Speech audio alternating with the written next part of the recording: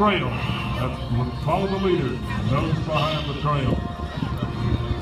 These aircraft are extremely close in the trail formation, and the propeller of each airplane precariously close to the tail of the one in front, each pilot trusting the other to maintain adequate separation. As the former instructor makes the right turn, the flight lead will go now. Go diamond, and the formation changes to the shape of the diamond of the entrail position.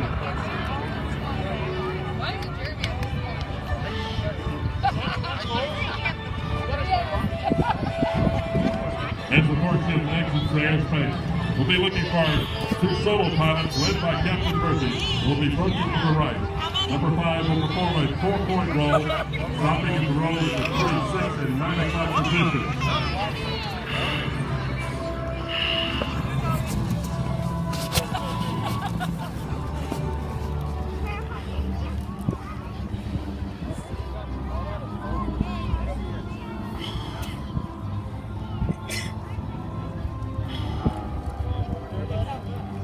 As the warship clears the aerobatic box, looking forward to the right, and you'll see our solo pilots approaching. Captain Murphy planning the 4-point slow hesitation roll.